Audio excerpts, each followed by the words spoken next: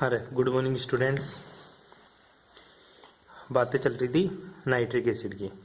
देख ले बेटा, नाइट्रिक एसिड के बारे में मोटा मोटा यही समझ ले कि जो तेरा नाइट्रिक एसिड होता है उसमें नाइट्रोजन की जो ऑक्सीडेशन स्टेट होती है वो क्या होती है तेरी +5। मोटी सी बात ये बताई थी, ठीक है। उसके बाद में जो नाइट्रिक एसिड है उसको बनाने की विधियाँ बताई थी मैंने तेरे को, ठीक है। तो उसमें हेबर विधि आपको, सॉरी ओस्टवाल्ड प्रोसेस विधि, ठीक है। ओस्टवाल्ड विधि आपको आनी चाहिए बेटा। मैंने पहले भी ये विधि आपको रटवा दी थी, याद करवा दी थी, ठीक है। फिर से बोल रहा हूँ, तेरे को हेबर विधि आनी चाहिए, ठीक है। कि हेबर विधि से जो नाइट्रिक एसिड होता है वो कैसे बनता है, इसके लिए जो वेरिएबल कंडीशन होती है कि गुरुजी जो काम में आने वाली चीजें हैं वो क्या क्या थी, याद करना। जो हेबर विधि में पढ़ा था ना, तो हेबर विधि में अमोनिया से, सॉरी उसमें ओस्ट वाली विधि में अमोनिया से, अमोनिया का क्या किया था तूने, ऑक्सीकरण किया था। अमोनिया का ऑक्सीकरण मतलब ऑक्सीजन का एडिशन, ठीक है। अमोनिया का ऑक्सीडेशन किसकी प्रेजेंस में, कैटेलाइटिक ऑक्सीडेशन किया था। तो कैटलिस्ट की प्रेजेंस Na, ठीक है। जो भी तेरा पीडी कुछ भी जो तू मेटल्स लेगा, ठीक है, RH जो भी चीजें तू ले वो सारी मेटल्स काम में लेता है। इसके अलावा जो टेम्परेचर होता है वो टेम्परेचर इंपॉर्टेंट है इसका, ठीक है। टेम्परेचर कितना लिया था तूने, 500 केल्विन के समथिंग टेम्परेचर लिया था इसका, ठीक है। और प्रेशर कितना लिया था, प्रेशर 9 बार लिया था, ठीक है। उसके साथ में तेरा क्या बना था गुरुजी, 4 नाइट्रिक ऑक्साइड बना था, ठीक है। नाइट्रिक ऑक्साइड बना था, साथ में जल बाहर निकल गया था, ठीक है। अब जो नाइट्रिक ऑक्साइड था उसमें से मैंने क्या किया, जो नाइट्रिक ऑक्साइड है ये क्या करता है गुरुजी, ऑक्सीजन के साथ रिएक्टर होकर क्या बनाता है, नाइट्रोजन डाइऑक्साइड में कन्वर्ट हो जाता है। किसमें, नाइट्रोजन डाइऑक्साइड में। अब जो नाइट्रोजन डाइऑक्साइड है, ठीक है, इसमें क्या डाल दिया गुरुजी, सीधी सी बात है गुरुजी। अब इसमें मैंने क्या मिला दिया, पानी मिला दिया, ठीक है। पानी मिलाते मेरे पास क्या आ जाता है, 2HNO3 के रूप में नाइट्रिक एसिड प्राप्त हो जाता है। आई बात समझ में। ये जो नाइट्रिक एसिड प्राप्त होता है बेटा तेरे को इसमें होता क्या है, ये नाइट्रिक एसिड 68% ही कंसेंट्रेट होता है। इसको मेरे को 98% कंसेंट्रेट करने के लिए इसके अंदर मैंने क्या कर दिया, कंसेंट्रेट H2SO4 के साथ इसको क्या कर दिया, डिहाइड्रेशन कर दिया इसका। कंसेंट्रेट H2SO4 की उपस्थिति में नाइट्रिक एसिड का डिहाइड्रेशन करने पर क्या प्राप्त होता है, 98% मेरे को क्या मिलता है गुरुजी, कंसेंट्रेट HNO3 प्राप्त होता है, ठीक है। तो क्वेश्चन यही बन जाता है कि नाइट्रिक एसिड को कंसेंट्रेट करने के लिए क्या करते हैं, नाइट्रिक एसिड को 98% कंसेंट्रेट करने के लिए कंसेंट्रेट H2SO4 की उपस्थिति में इसको क्या करते हैं, डिहाइड्रेशन करते हैं, मतलब इसका निर्जलीकरण करते हैं। उसके बाद में क्या पढ़ा था तेरे को, जो इंपॉर्टेंट बात आती है बेटा उसके बाद में जो पढ़ने की, वो यही आती है कि जो नाइट्रिक एसिड होता है ना, ये नोबल मेटल को छोड़कर, मतलब अक्रिय गैसों, अक्रिय धातुओं को छोड़कर, नोबल मेटल कौन कौन सी, तेरा Ag, तेरा Au और तेरा Pt, ठीक है। जो भी नोबल मेटल्स है उनको छोड़कर, जो भी नोबल मेटल्स है उनको छोड़कर सभी मेटल्स का क्या कर देता है, ये अपचयन कर देता है। क्यों, क्योंकि HNO3 मेरी क्या है, HNO3 गुरुजी मेरा हाईली मतलब स्ट्रॉन्ग ऑक्सीडाइजिंग एजेंट है। उसके बेसिस पे अपन ने Zn के साथ रिएक्शन करवाई थी, कॉपर के साथ रिएक्शन करवाई थी।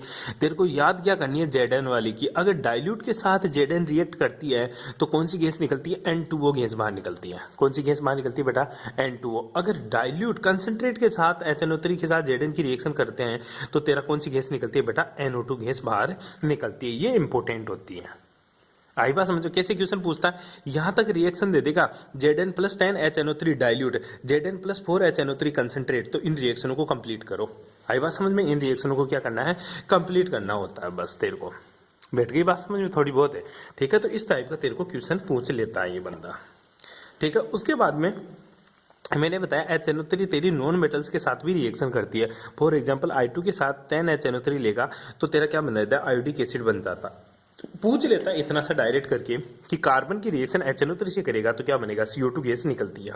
इसी तरह सल्फर 8 की रिएक्शन HNO3 के साथ करवाएगा तो सल्फ्यूरिक एसिड का फॉर्मेशन होता है। इसी तरह तेरा फास्फोरस की रिएक्शन HNO3 20 HNO3 के साथ करवाते हैं तो तेरा क्या बनता है, फॉस्फोरिक एसिड का फॉर्मेशन होता है, H3PO4 का फॉर्मेशन होता है। ये क्वेश्चन तेरे को बार बार पूछ लेता है वो, ठीक है। अब चलते हैं, मैंने बताया था लास्ट क्लास में तेरे को बोला था कि मैं बनाऊंगा तेरे को ब्राउन रिंग टेस्ट, जो कि बहुत ज्यादा इंपॉर्टेंट है। कभी कभी डायरेक्ट पूछ लेता है कि what is a brown ring test,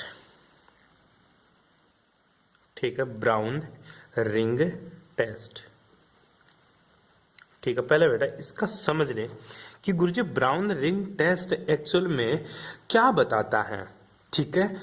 brown ring test है ना बेटा, एक्चुअल में ये चीज बताता है कि पहली बात तो ये जो रिंग टेस्ट होता है ना, ब्राउन रिंग टेस्ट, इसका मतलब ये होता है ब्राउन कलर की रिंग परखनेली से, जो टेस्ट ट्यूब होती है ना, टेस्ट ट्यूब से ब्राउन कलर की रिंग बाहर निकलती हुई प्रतीत होती है। जैसे ये तेरी टेस्ट ट्यूब है, इसमें से रिंग निकलेगी ब्राउन कलर की, इस तरह से ब्राउन कलर की रिंगें बनी हुई बाहर एनवायरनमेंट में निकलती है। जिस तरह से साबुन का बुलबुला अपन बनाकर बाहर छोड़ते हैं, उसी तरह से तेरा ये ब्राउन रिंग कलर की टेस्ट ट्यूब में से बाहर निकलती हुई दिखाई देती है। ठीक है, ये किसके ऊपर बेस्ड है? पहली बात याद रखना बेटा, ये जो ब्राउन रिंग टेस्ट होता है ना, ये नाइट्रेट के ऊपर डिपेंड करती है। किसके ऊपर डिपेंड करती है? गुरुजी नाइट्रेट्स के ऊपर डिपेंड करती है। जो नाइट्रेट होते हैं सारे के सारे मेरे, ठीक है, जो नाइट्रेट मतलब नाइट्रेट क्या तेरा HNO3 या सॉरी NO3-, इसको बोलते हैं पर नाइट्रेट। ठीक है, तो ये एबिलिटी बताता है किसकी? Fe2+ आयन की। जो तेरा Fe2+ आयन है ना, इसकी एबिलिटी बताएगा क्या कि जो Fe2+ आयन है ना, ये क्या करता है? नाइट्रेट को नाइट्रिक ऑक्साइड में कन्वर्ट करता है। नाइट्रेट को किसमें कन्वर्ट करता है? नाइट्रिक ऑक्साइड में। NO3- किस में कन्वर्ट हो जाता है? NO2 में कन्वर्ट हो जाता है, नाइट्रिक ऑक्साइड में कन्वर्ट हो जाता है। किसकी प्रेजेंस में? Fe2+ की प्रेजेंस में। किसकी प्रेजेंस में? Fe2+ की प्रेजेंस में। ध्यान देना, ब्राउन रिंग टेस्ट डिपेंड होता है Fe2+ की रिड्यूसिंग पावर पर, Fe2+ की रिड्यूसिंग पावर पर, Fe2+ की अपचयित करने की क्षमता पर। Fe2+ क्या करता है? NO3- को NO में क्या कर देता है? अपचयित कर देता है। Fe2+ NO3- को NO में क्या कर देता है गुरुजी? रिड्यूस कर देता है। तो Fe2+ की NO3- को NO में रिड्यूस करने की एबिलिटी कौन दिखाता है? ब्राउन रिंग टेस्ट दिखाता है। कौन दिखाता है बेटा? Brown ring test. तो तू क्या बोलेगा? Familiar Browning test for the nitrates depend on the ability of Fe2+ to reduce nitrate to nitric oxide। आई बात समझ में? ये बहुत काम की चीज है बेटा। आई बात समझ में? तो क्या होता है जब NO में कन्वर्ट होता है, ठीक है, अब ये NO तेरा क्या होता है? बहुत ज्यादा रिएक्टिव होता है। और जो तेरा Fe2+ था वो किस में कन्वर्ट हो गया? अब Fe3+ में कन्वर्ट हो जाता है। किस में कन्वर्ट हो जाता है? Fe3+ में। अब जो तेरा Fe3+ और NO है ना, Fe3+ अब रिंग में Fe3+, क्योंकि ये खुद क्या हो गया? रिड्यूस कर रहा है, तो खुद का क्या हो रहा है? ऑक्सीडेशन हो रहा है, Fe3+ में कन्वर्ट हो गया। अब जो तेरा Fe2+ है, ये क्या करता है? NO के साथ रिएक्ट करके, Fe2+ क्या करता है? NO के साथ रिएक्ट करके एक कॉम्प्लेक्स बनाता है। जो कॉम्प्लेक्स क्या बनता है तेरा? FeH2O का होल्स 5 और NO खुद के अंदर घुसा लेता है और क्या बना लेता है? 2+ का एक कॉम्प्लेक्स बनाता है, जिसको किस कलर का होता है? ब्राउन कलर का कॉम्प्लेक्स होता है। ठीक है, दोबारा से समझ इस चीज को आगे बताता हूं मैं एक बार के लिए। ठीक है, सिंपल सी बात है गुरुजी, मेरा NO3- है, जिसको क्या बोलता हूं मैं गुरुजी? जो NO3- होता है ना, इसको मैं नाइट्रेट बोलता हूं। ठीक है, क्या बोलूंगा? नाइट्रेट। अब जो NO3- है ना, इसमें 3Fe2+, ठीक है, इसके साथ मैंने इसके साथ क्या कर दिया? अपचेन करना। और अपचेन का मतलब होता है सर हाइड्रोजन जोड़ना। ठीक है, 4H+ आले मैंने इसमें जोड़ दिया। जैसे ये डाल दिया तो हुआ क्या गुरुजी? मेरा NO और साथ में क्या बन गया गुरुजी? मेरा 3Fe2+, सॉरी, ठीक है, और साथ में क्या चल जाएगा? 2H2O। ठीक है, अब जो NO है ना, ये किसके साथ रिएक्ट करेगा? अब जो FeH2O का होल 6 एक कॉम्प्लेक्स ले लिया मैंने, ठीक है, जिसके ऊपर 2+ है, इसकी रिएक्शन करवा दी गुरुजी मैंने NO के साथ। ठीक है, NO बना।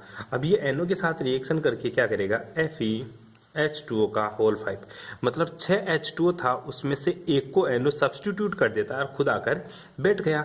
ठीक है, इस तरह से खुद आकर इसके पास में क्या हो जाता है गुरुजी? बैठ जाता है। और इसके ऊपर जो चार्ज होता है वो 2+ और साथ में H2O बाहर निकाल दिया। ठीक है, ये किस कलर का कॉम्प्लेक्स बनता है? ये ब्राउन कलर का कॉम्प्लेक्स बनता है।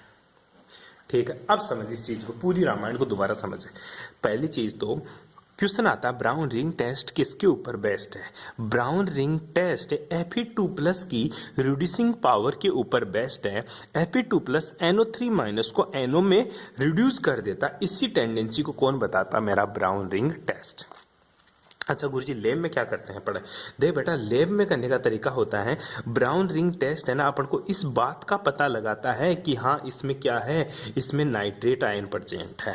ठीक है, ब्राउन रिंग टेस्ट करने का मतलब यही होता है कि अपन को नाइट्रेट आयन का पता करना होता है कि इसमें नाइट्रेट आयन है या नहीं है। ठीक है, तो लेब में तू क्या करेगा, लेब के अंदर बेटा तू नाइट्रिक एसिड लेगा, किसमें, टेस्ट ट्यूब में।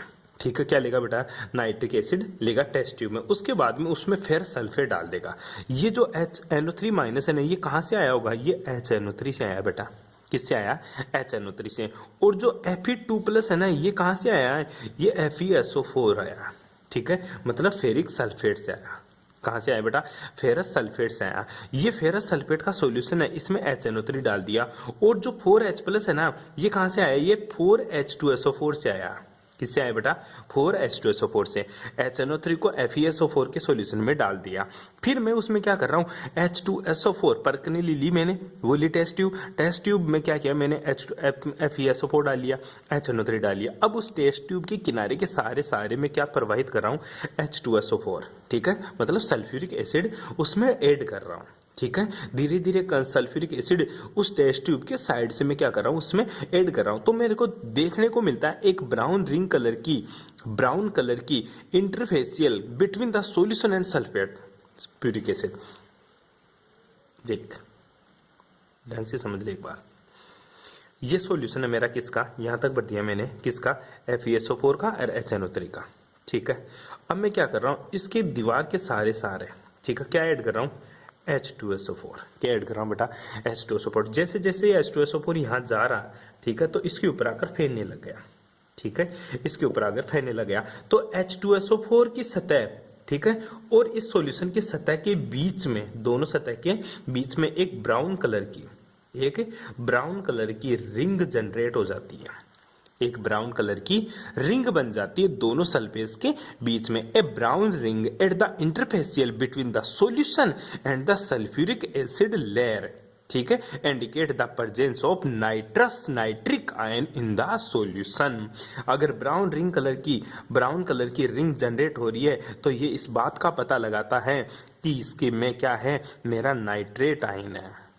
कौन सा आयन है बेटा, नाइट्रेट आयन उपस्थित है। आई बात समझ में, आपको ये दो रिएक्शन याद करनी इंपॉर्टेंट है बेटा ब्राउन रिंग टेस्ट में।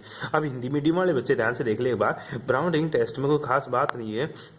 हिंदी में बोले इस चीज को तो सिंपल सी बात बोलेंगे, गुरुजी मेरा ब्राउन रिंग टेस्ट क्या होता है। ठीक है, बुरा वल्य परीक्षण बोलते हैं। हिंदी में क्या बोलेंगे इसको, बुरा वल्य परीक्षण। देख नाइट्रेटो के लिए, ठीक है, परीक्षण Fe2+ आयन की नाइट्रेटो को नाइट्रिक ऑक्साइड में अपचेत करने की क्षमता पर निर्भर करता है। मैंने बोला रेड्यूसिंग पावर पर निर्भर करता है। जो क्या करता है, Fe2+ से अभिक्रिया करके भूरे रंग का संकुल बनाता है। बता दिया, ये भूरे रंग का तेरा क्या है, संकुल। इंग्लिश में कॉम्प्लेक्स बोलते हैं, हिंदी में इसको संकुल बोलते हैं। आई बात समझ में, ये छोटी सी बात थी बुरा वल्य टेस्ट के। अब क्या होता है, संकुल बनाता है। अब यह परिरक्षण सामान्यतः NO3- आयन युक्त जलीय विलयन में तनु ताजा फेरस सल्फेट FeSO4 विलयन मिलाने पर, ठीक है, यही तो मिलाया FeSO4 नाइट्रिक एसिड में सल्फ्यूरिक एसिड का ताजा विलयन मिलाकर किया जाता है। और विलयन में सल्फ्यूरिक एसिड इसमें यूज किया जाता है। तो सल्फ्यूरिक एसिड और सॉल्यूशन के बीच का जो अंतराफलक होता है या अंतरापृष्ठ होता है, उस अंतरापृष्ठ पर एक भूरी वलय जनरेट होती है। ठीक है, जो किस बात का संकेत देती है कि इस विलयन में मेरा नाइट्रेट आयन उपस्थित है। कोई दिक्कत बेटा यहाँ तक, ये चीजें आपको याद रखनी है। उसके बाद में नाइट्रिक एसिड के उपयोग आपको पढ़ने हैं कि गुरुजी नाइट्रिक एसिड का उपयोग कहाँ कहाँ करते हैं। नाइट्रिक एसिड का उपयोग बेटा मैं बोल देता हूँ एक बार, उर्वरक में अमोनिया नाइट्रेट बनाने के लिए किया जाता है। ठीक है, वैसे विस्फोटक चीजें बनाने में भी नाइट्रिक एसिड का उपयोग किया जाता है। नाइट्रोग्लिसरीन बनाने में भी इसका उपयोग किया जाता है। ठीक है, स्टेनलेस स्टील में उसके ऊपर धातुओं के ऊपर भी इसका काम किया जाता है। और एक इंपॉर्टेंट है बेटा, अम्लराज बनाने में इसका उपयोग किया जाता है। अम्लराज बनाने में, ठीक है, अम्लराज को इंग्लिश में बोलते हैं बेटा एक्वा रेजिया। ठीक है, एक्वा रेजिया बनाने में, एक्वा रेजिया क्या होता है, 3 तो HNO3, ठीक है, सॉरी 3 तो HCl के मोल और 1 HNO3 का मोल, ठीक है, मिलकर जो सॉल्यूशन बनाता है ना, इसी सॉल्यूशन को क्या बोलते हैं अपन? अम्लराज बोलते हैं। अम्लराज के द्वारा किस धातु का अपचयन किया जाता है? वो है तेरा PT, Ag और Au। याद कर, मैंने बताया था शुरू में कि HNO3 जो कौन सी, जिनको अपन क्या बोलते हैं बेटा? HNO3 अपना जो इनट गैस की तरह काम करते हैं, इनट मेटल्स होती है सारी की सारी, जो नोबल मेटल्स होती है, ठीक है, PT, Ag, Au, उसका क्या नहीं करता? रिड्यूस नहीं करता। इनको रिड्यूस नहीं कर पाता HNO3। तो फिर इनको रिड्यूस करने के लिए 3 तो HCl और 1 HNO3 का विलयन बनाते हैं, जिसको अम्लराज बोलते हैं या एक्वा रेजिया बोलते हैं। ये काम क्या करता है? PT, Ag, Au को क्या कर देता है? अपचयित कर देता है। क्या कर देता है? अपचयित कर देता है। तूने सुनार का नाम सुना है? सुनार तेरा एक्वा रेजिया का ही उपयोग करता है। चांदी की जो भी चीज होती है उसको चमकाने में, या सोने की जो चीज गंदी हो जाती है उसको वापस से शुद्ध करने के लिए जो सुनार पानी यूज करता है ना, जिसमें चांदी को या फिर सोने को गलाता है, वो तेरा एक्वा रेजिया ही होता है। क्या होता तेरा? Aqua regia. उसमें क्या होता सॉल्यूशन में? 3 तो HCl और 1 HNO3 का मिक्सर होता है वो सॉल्यूशन। कभी भी उस पानी को सुनार बाहर नहीं फेंकता। क्यों नहीं फेंकता? क्योंकि उसमें क्या आ जाता है तेरा PT, Ag और Au आ जाता है। क्योंकि ये उसमें क्या हो जाएगी? रिड्यूस हो जाएगी, अपचयित हो जाएगी, मतलब उसके ऊपर वाली चीज गल जाएगी, ठीक है, इसलिए इसका बहुत ज्यादा उपयोग करता है बेटा, ठीक है। बाकी की बातें करेंगे नेक्स्ट क्लास में। ये छोटा सा टॉपिक छूट गया था तेरा क्लास में, आगे की बातें करेंगे नेक्स्ट क्लास में।